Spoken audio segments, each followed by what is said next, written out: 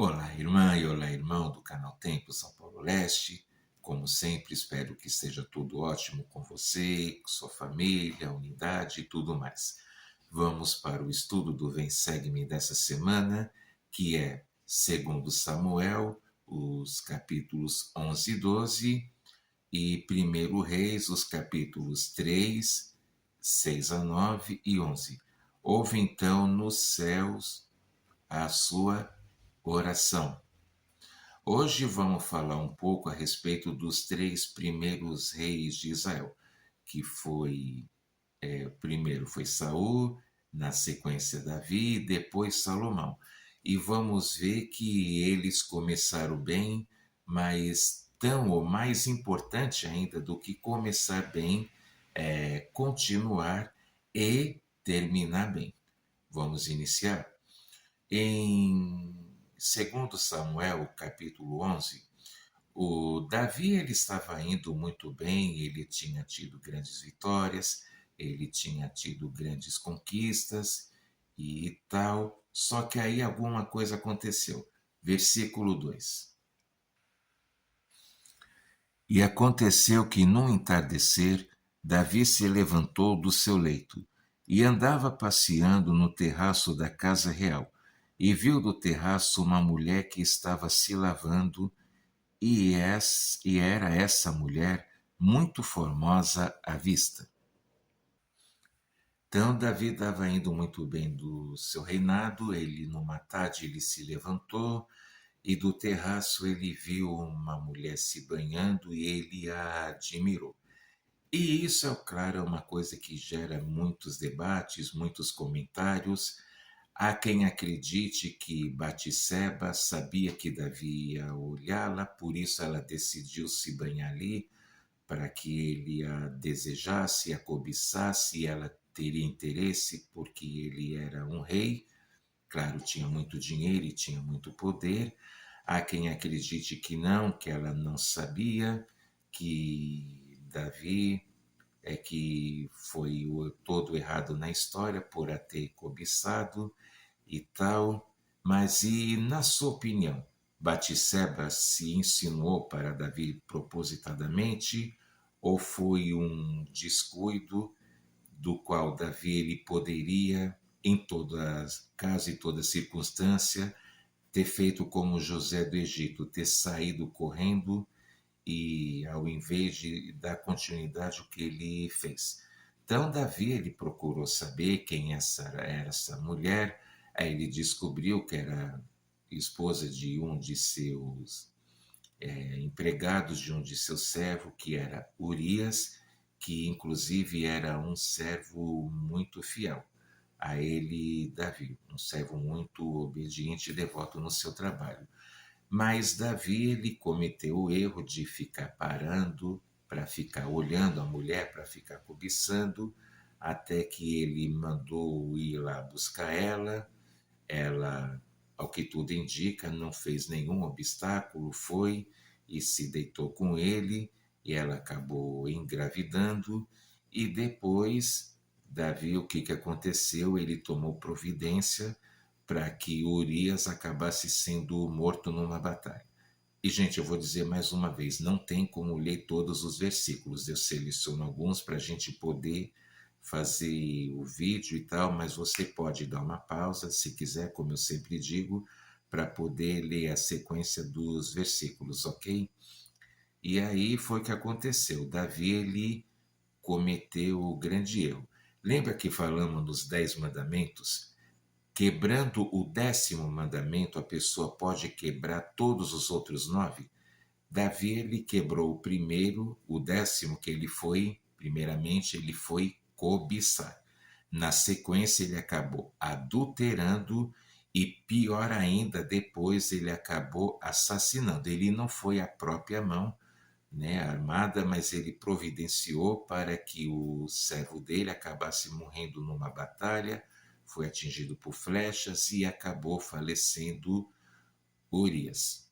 E aí Urias morreu, a Batseba chorou, lamentou a perda, a morte dele, E aí Davi acabou se casando com ela, já que ela estava viúva, mas isso não ia passar despercebido. Vamos ler o versículo 27. E passando o luto, Davi mandou buscá-la, e a recolheu em sua casa, e ela lhe foi por mulher, e deu-lhe um filho. Porém, essa coisa que Davi fez pareceu mal aos olhos do Senhor. Então, olha só o que aconteceu. Davi, ele fez o que fez, ele não se contentou em cobiçar, mandou chamar a mulher. E detalhe, ele tinha várias esposas. Ele poderia até ter tido mais se ele quisesse, ele teria recebido da mão do profeta, que era Natan. Ele acabou então cometendo um erro, acabou fazendo ele cometer um erro gravíssimo e por sua vez cometeu o erro mais grave ainda. Lembrando que o assassinato é a pior coisa que um ser humano pode fazer com outro, porque não tem como restituir a vida. Por isso o assassinato ele é tão gravíssimo e no caso de Davi foi algo intencional. Mas isso ia passar despercebido? Talvez as pessoas viram, perceberam, não quiseram comentar nada, afinal ele era um rei. Mas do Senhor não teve como esconder. E aí, na sequência, no capítulo 12, o Senhor enviou o profeta Natã, que contou a parábola da pequena cordeira. Ele disse para Davi: num lugar tinha um homem rico e um homem pobre. Esse homem rico ele tinha muitas ovelhas e muitas vacas, e aquele pobre homem só tinha aquela pequena cordeira que ele criava desde que ela era pequena, e o homem rico assim mesmo a cobiçou e acabou roubando essa cordeira desse homem. E Davi nem estava percebendo de quem que Natan estava falando, né? E quando Davi falou isso, quer dizer, quando ele ouviu isso de Natan, ele ficou furioso. Aí vamos ler os versículos 5 e 6. E então o furor de Davi se acendeu sobremaneira contra aquele homem, e disse a Natã: Vive o Senhor, que digno de morte é o homem que fez isso, e pela cordeira restituirá o quadruplicado, porque fez tal coisa, e porque não se compadeceu. Davi falou isso e tal, e aí no versículo 7, o profeta Natan disse para ele: Tu és este homem. Eu fico tentando imaginar, gente, qual terá sido a reação e a cara de Davi na hora que o profeta Natan falou isso para ele. Esse homem é você. Vocês conseguem imaginar essa reação? Que coisa. Então, Davi ele estava tão, na ocasião, né, cego espiritualmente, que ele nem se tocou de que era dele mesmo que o profeta Natan estava falando. E aí, claro, aí não teve jeito, ele teve que se arrepender, pediu perdão, reconheceu que ele havia pecado contra o Senhor. E Natan falou para ele: Você tinha tantas esposas e tantas mulheres, por que, que você tinha que tomar a única mulher que esse homem tinha? E não satisfeito, você ainda deu um jeito desse homem poder morrer? E o que aconteceu com isso? Davi ele perdeu a chance da exaltação. O Senhor prometeu que ele não ia pegar a maior condenação de todas, mas o mais alto grau de glória ele perdeu a chance. Então, mais uma vez dizendo, se ele tivesse corrido, ao invés de ficar lá parado, olhando, desejando e cobiçando, muita coisa teria sido evitada, não é mesmo? E coisas gravíssimas. E aí os erros de Davi acabaram trazendo grandes consequências para eles. Nos outros capítulos não tem como a gente ler, mas você pode parar e estudar individualmente e vê que muitas coisas e muitas tragédias e até desgraças aconteceram lá no seu lar, na sua casa, e coisas que acabaram marcando os seus últimos 20 anos de vida. Muita coisa realmente aconteceu. E tudo aconteceu, desmoronou por causa de um momento de prazer carnal, coisa que realmente deve ser evitada. O prazer carnal é uma coisa que dá alegria para a pessoa no momento, mas depois as consequências inevitavelmente vêm, e para Davi também vieram. Aí Davi ficou pesaroso e Natã o orientou. E no fim, aquela criança que foi concebida através do adultério, ela até chegou a nascer, mas 7 dias depois acabou falecendo. E Davi e Batseba, como falamos, eles já estavam casados, eles tiveram um outro filho, e aí nasceu Salomão. Mais uma vez dizendo, nos capítulos seguintes mostra tudo o que aconteceu na casa de Davi devido a esse erro que ele trouxe. Então, que nós possamos sempre vigiar, sempre orar, para evitar cair no pecado da cobiça, porque a cobiça inevitavelmente leva a pessoa a cometer outros erros. No caso aí de Davi, a gente poderia também incluir o roubo, porque ele roubou a mulher que era de outro homem, ou seja, ele tomou a esposa que não era dele, que ele não tinha por direito. E você, o que nós podemos aprender desse episódio, o que aconteceu com Davi? Deixa aí no seu comentário, não esquece de fazer, ok? E nem de deixar seu like.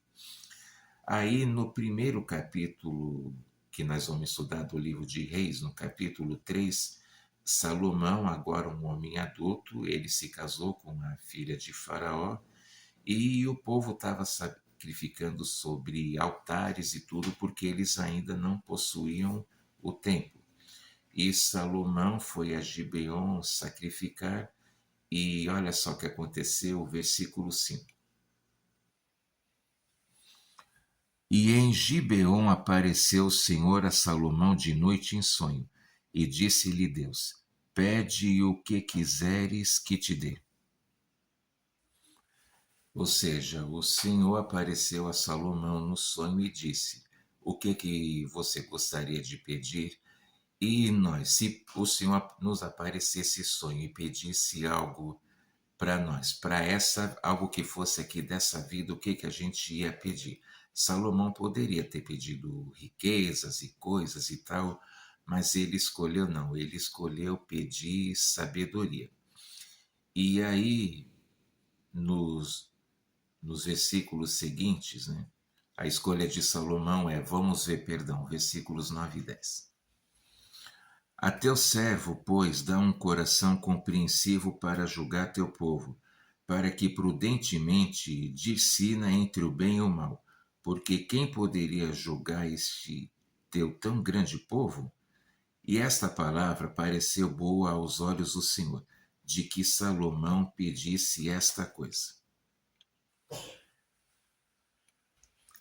Então, realmente, Salomão ele pediu sabedoria porque ele ia ter que cuidar de um povo que era muito numeroso, muito grande, então ele pediu um discernimento, que ele tivesse o dom de poder distinguir entre o bem e o mal, para que assim ele pudesse agir corretamente.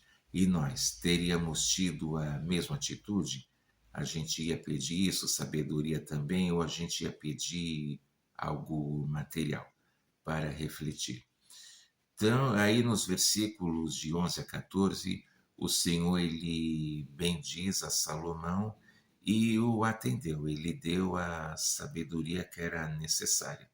E aí então aconteceu aquele famoso caso das duas mães que eram meretrizes, e elas tinham um bebê lá que estava vivo, um entretanto tinha falecido porque a mãe se descuidou, e as duas estavam reivindicando que uma dizia que era mãe, a outra também dizia que era mãe, e ficou aquele impasse, quem que era a mãe realmente e tal, até que Salomão ele falou: traz uma espada e vamos dividir e cortar a criança no meio, né, para poder fazer isso, né, tal. E qual foi a reação das mães? Vamos ler o versículo 26. Mas a mulher cujo filho era o vivo falou ao rei, porque as suas entranhas se lhe enterneceram por seu filho, e disse: Ah, senhor meu, dai-me o menino vivo, e de modo nenhum o mateis. Porém a outra dizia: Nem teu nem meu seja, antes dividi-o. Então o que aconteceu? A mulher que realmente era a mãe da criança preferiu ver o filho vivo, e a outra que não era: "Ah, tá, então que assim seja". Porque uma mãe de verdade realmente faz de tudo por um filho, inclusive se sacrificar e colocar os seus próprios objetivos de lado para poder ajudar o seu filho. Então, assim, com essa sabedoria, Salomão, e esse caso inclusive é muito usado e é comentado até hoje, dessa maneira Salomão ele conseguiu falar e ver quem era realmente a verdadeira mãe da criança. Então que a gente também em nossas vidas, e ainda mais nós homens que portamos o sacerdócio, sempre possamos escolher e agir com sabedoria, certo? Aí no capítulo 6, Salomão ele constrói o templo conforme ele havia sido orientado o Senhor e tinha prometido a Davi que o Davi não ia construir, mas que o filho dele iria. Então chegou a vez de construir o templo. E aí é explicado todas as maneiras e formas da construção. Então, as coisas do Senhor sempre são feitas de forma organizada, a gente vê desde essa época antiga. Para se fazer o templo, tudo tem que ser feito da maneira do Senhor e não seguindo a nossa sabedoria, mas buscar a vontade dele, né, para poder tudo sair perfeito. E o Senhor disse a ele, versículos 11 e 12. Perdão, versículos 12 e 13. Quando a esta casa que tu edificas, se andares nos meus estatutos e executares os meus juízos e guardares todos os meus mandamentos, andando neles, confirmarei para contigo a minha palavra, a qual falei a Davi teu pai. E habitarei no meio dos filhos de Israel, e não desampararei o meu povo de Israel. E o Senhor falou para Salomão, se ele fosse obediente e obedecesse os mandamentos, claro, o Senhor estenderia para ele e faria as promessas e as bênçãos que ele havia prometido anteriormente a Davi. E nós também podemos desfrutar das bênçãos, né, do templo e tal, mediante a nossa obediência aos mandamentos e reverência àquilo que é sagrado. Que a gente possa sempre tratar a casa do Senhor com o devido respeito e a reverência necessário, porque mais assim a gente ainda vai ser abençoado com o Espírito do Senhor, ok? Aí no capítulo 7, continua a obra da construção e é explicado cada detalhe e fala inclusive da pia batismal, que tudo devia ser feito com muito amor e organização. Lembra daquela escritura: eis que minha casa é uma casa de ordem, e isso, mais uma vez dizendo, a gente vê desde essa época antiga. Agora o versículo 51. Assim se acabou toda a obra que fez o rei Salomão para a casa do Senhor. Então trouxe Salomão as coisas santas de seu pai Davi, a prata e o ouro e os utensílios, pôs entre os tesouros da casa do Senhor. Ou seja, ao fazer isso, Salomão ele não estava querendo ostentar, ou seja, ele estava querendo edificar realmente a casa do Senhor com tudo aquilo que há de bom e que tinha de melhor. assim que deve ser o templo, a capela e também o nosso lar. A gente sempre deve edificar, procurar sempre por aquilo que for o melhor, ok? E mais uma vez dizendo, você já chegou a assistir uma dedicação de templo, ou participou, assistiu uma construção, anúncios, últimos anos a gente viu vários e vários, inclusive aqui no nosso país, mas sempre é uma experiência, sempre é edificante. Recentemente eu assisti à abertura de terra do Templo de Teresina, realmente também muito edificante, certo? Aí no capítulo 8, Salomão continuava tomando as devidas providências, até que, versículos 10 e 11. E sucedeu que, saindo os sacerdotes do santuário, uma nuvem encheu a casa do Senhor, e não podiam manter-se em pé os sacerdotes para ministrar, por causa da nuvem, porque a glória do Senhor enchera a casa do Senhor. Então, olha que maravilha. Eles nem conseguiam ficar em pé porque veio a nuvem, então, e a glória do Senhor estava com ele. Já pensou ter essa experiência?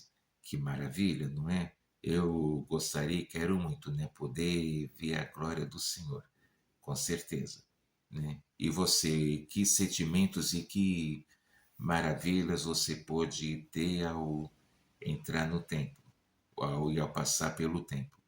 E se você ainda não tem uma recomendação, procure, porque realmente é uma experiência muitíssimo edificante e que nos aproxima muito do Pai Celestial, certo?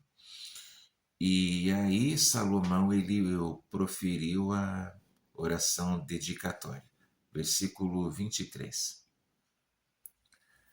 Ele disse: Ó Senhor Deus de Israel, não há Deus como tu, em cima nos céus nem embaixo na terra, que guardas o convênio e a benevolência a teus servos que andam com todo o seu coração diante de ti.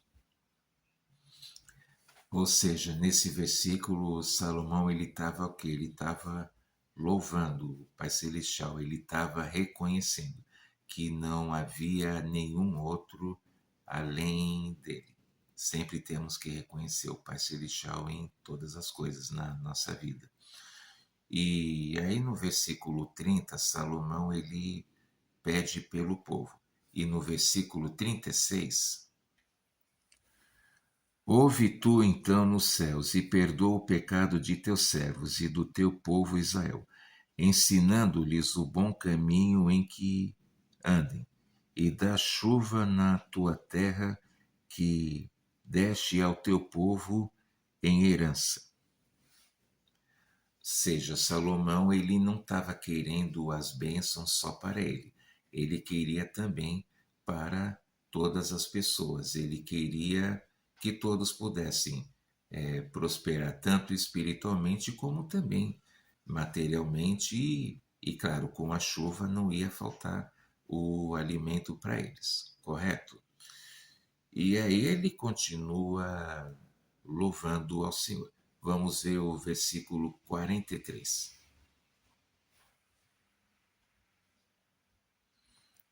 Ouve tu nos céus, lugar da tua habitação, e faze conforme tudo o que o estrangeiro a ti clamar, a fim de que todos os povos da terra conheçam o teu nome, para te temerem como o teu povo Israel, e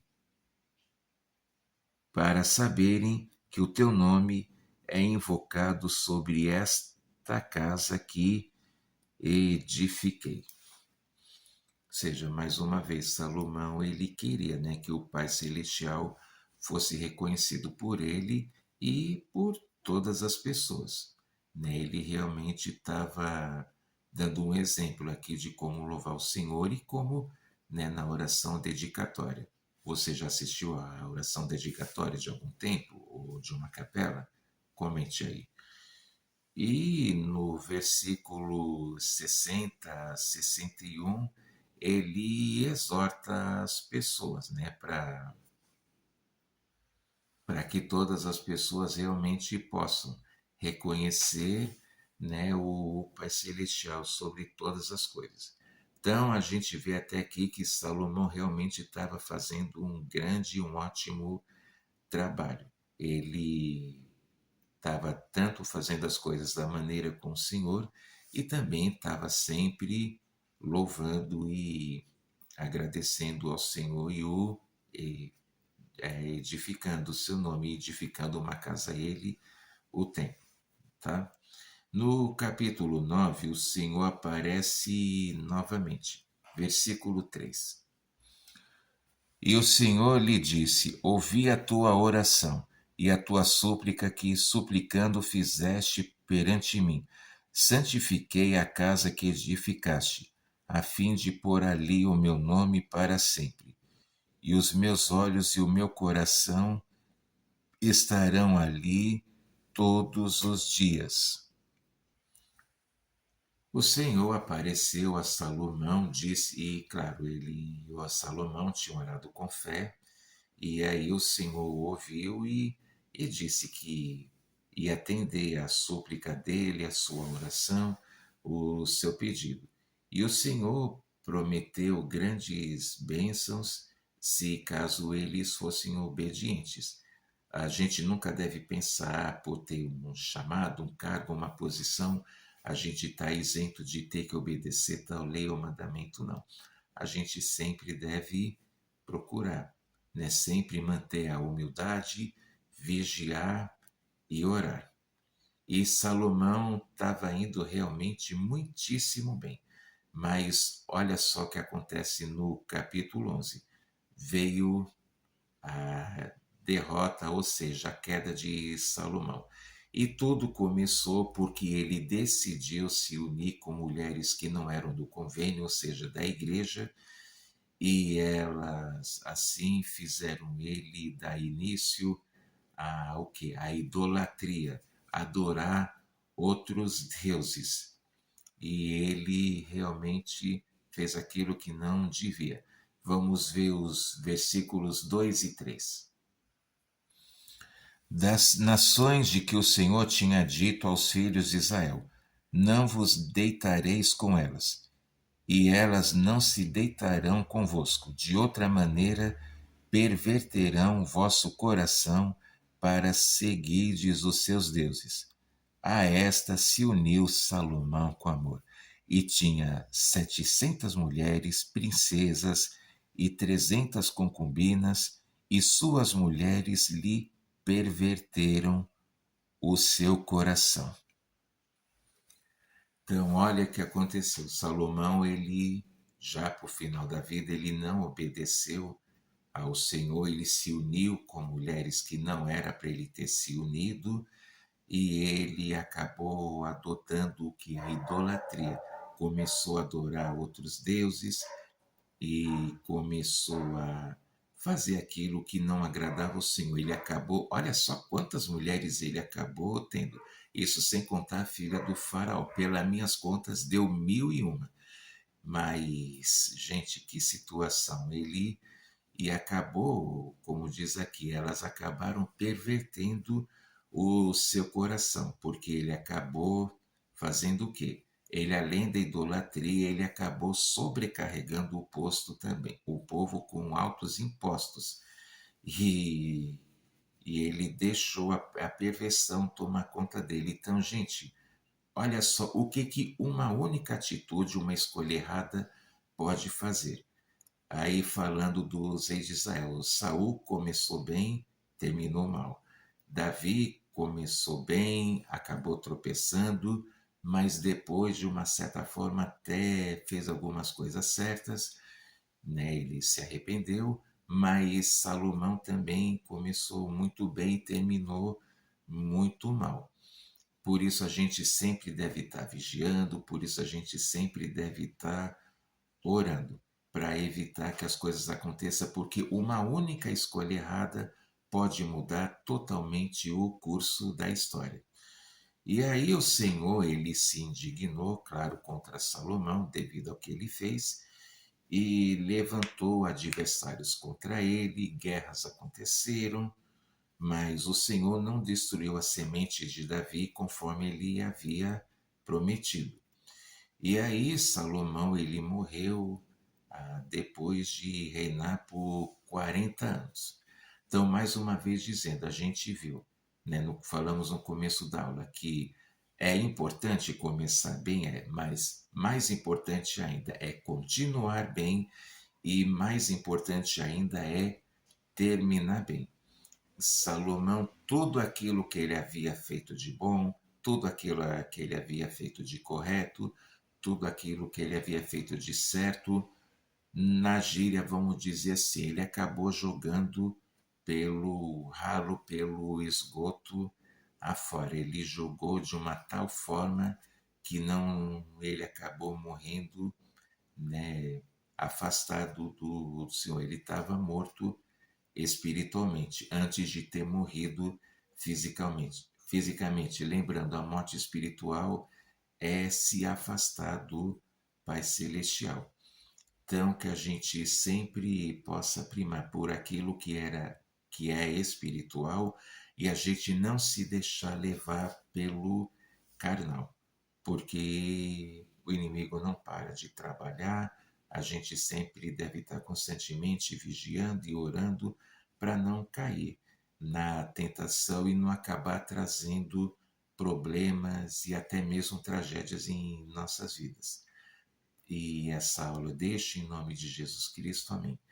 E mais uma vez eu faço o pedido, se você ainda não é inscrito, se inscreva no canal, compartilhe esse vídeo com as pessoas que você conhece, deixe seu comentário, pode ser seu testemunho, o seu aprendizado, uma sugestão também, claro, sempre tudo feito com muito respeito e também não esquece de dar o like mais uma vez pedindo, ok?